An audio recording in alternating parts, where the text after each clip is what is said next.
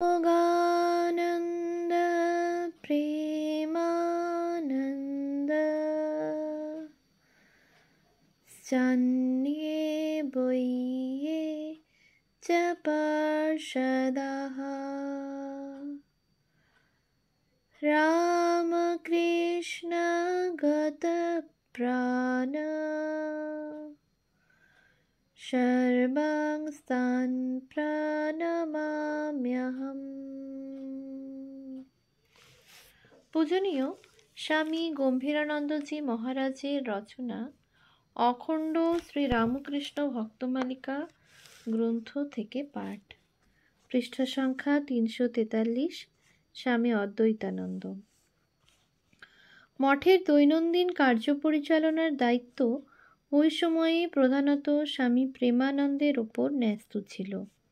স্বামী অদ্বৈতানন্দ তাহাকে সর্বকার্যে যথাসম্ভব সাহায্য করিতেন এবং বাবুরাম মহারাজ অনুপস্থিত থাকিলে স্বহস্তে ঠাকুর পূজা করিতেন।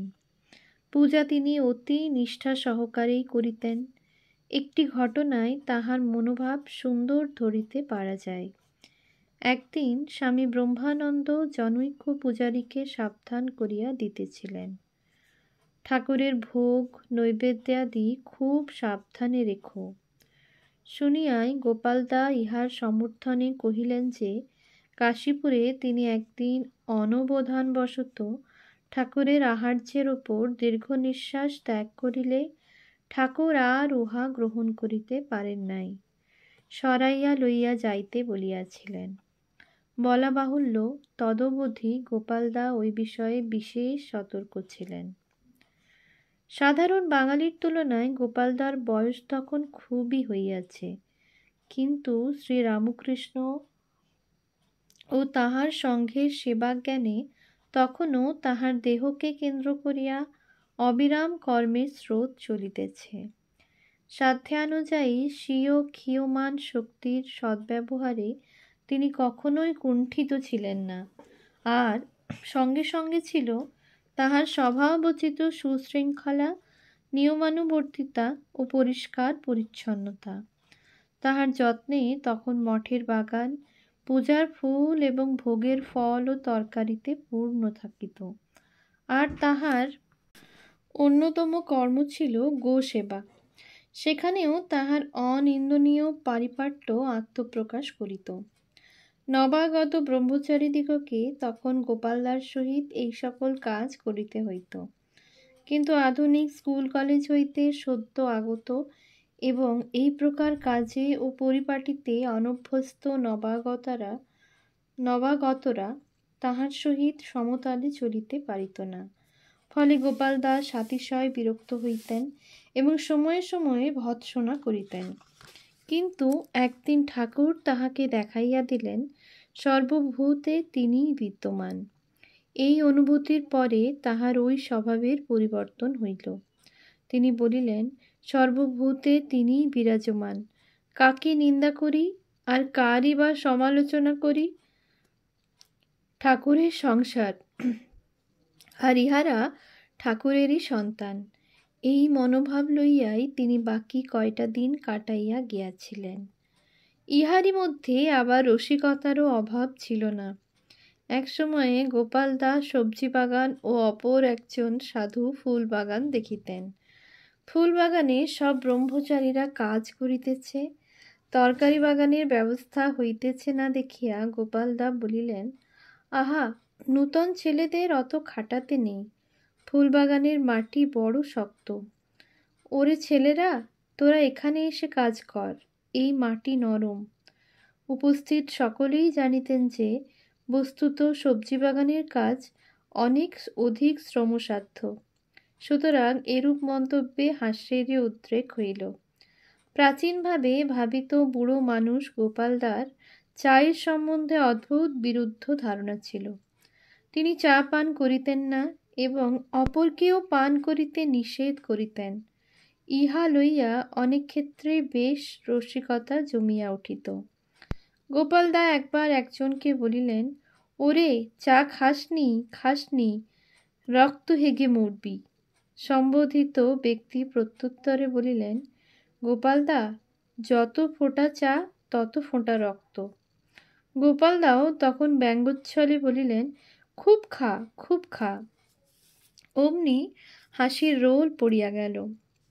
বয়স তাহার বেশি ছিল, সেই জন্য জনসাধারণের কল্যাণার্থে অনুষ্ঠিত সমস্যাবহুল সেবাদি কার্যে তিনি যোগ দিতেন না। ফলত বাহ্যিক দৃষ্টিতে তাহার জীবন ঘটনাবহুল ছিল না, কিন্তু যতদিন দেহে প্রাণ ছিল ততদিন তাহার চিত্তে ঠাকুরের আদর্শে জীবন পরিচালিত করিবার এক আকুল প্রচেষ্টা ছিল। ইহাতে যদিও তিনি কল্পনাতীত সাফল্য লাভ করিয়াছিলেন, তথাপি সেই আদর্শকে আরও নিকটে পাইবার জন্য সাধকোচিত অতৃপ্তি ও আক্ষেপ তাহার জীবনকে বড়ই মধুর ও আকর্ষণীয় করিয়া তুলিত। গীতা পাঠ তিনি খুব ভালোবাসিতেন এবং নিয়মিত পাঠের জন্য স্বীয় সুন্দর হস্তাক্ষরে পঞ্চগীতা লিখিয়া রাখিয়াছিলেন।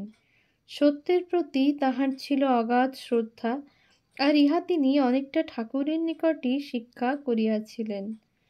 পেটের অসুখের জন্য একবার জনৈক কবিরাজ ঠাকুরকে 3টি লেবু খাইতে বলেন।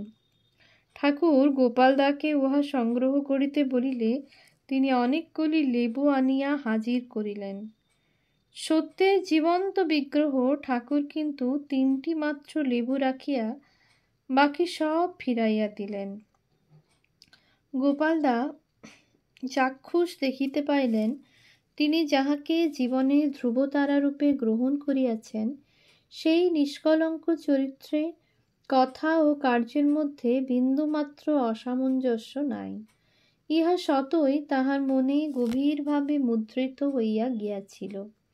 অতঃপর তিনি স্বয়ং যেমন সত্যনিষ্ঠ ছিলেন, মঠের ব্রহ্মচারীদিগকেও তেমনি সত্যপরায়ণ হইতে বলিতেন এবং ওই বিষয়ে উৎসাহ দিতেন। তাহার তীর্থভ্রমণের কিঞ্চিৎ উল্লেখ পূর্বে করিয়াছি। শরীর বৃদ্ধ হইলেও মন ছিল তাহার অদম্য উৎসাহে পরিপূর্ণ। সেই মনোবলে তিনি কেদারনাথ হইতে কন্যাকুমারী এবং দ্বারকা হইতে কামাখ্যা পর্যন্ত প্রধান তীর্থগুলি দর্শন করেন। 1890 খ্রিস্টাব্দের মার্চ মাসে তিনি শ্রী শ্রী মাকে লইয়া গয়াধামে যান। 1890 থেকে 91 এর শীতকালে তিনি হরিদ্বারে কুম্ভ উপলক্ষে উপস্থিত ছিলেন। কোন্নগরের নবাই চৈতন্য বাবুর সহিত তিনি 1897 এর নভেম্বরে রায়পুরে পৌঁছেন এবং পরে দাক্ষিণাত্য ভ্রমণে নিষ্ক্রান্ত হইয়া 1898 এর 23 মার্চ স্বামী সুবোধানন্দ ও নির্মলানন্দের সহিত মঠে প্রত্যাবর্তন করেন। 1899 এর শেষে তিনি দার্জিলিংয়ে যান এবং 5 নভেম্বর মঠে ফিরিয়া আসেন।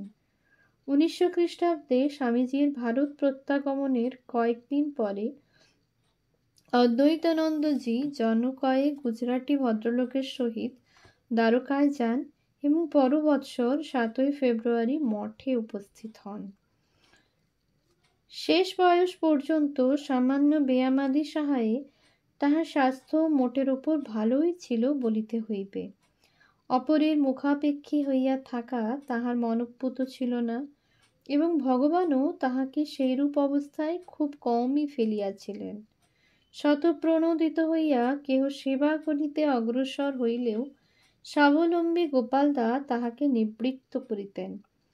নিজের সমস্ত নিজেই করিতেন এবং উহাতেই ছিল তাহার তৃপ্তি। সঙ্গীতে তাহার বিশেষ অনুরাগ ছিল এবং বায়া তবলায় হাত খুব মিষ্ট ছিল। দেহত্যাগের কিছু পূর্বে তিনি পেটের অসুখে ভুগিতেছিলেন।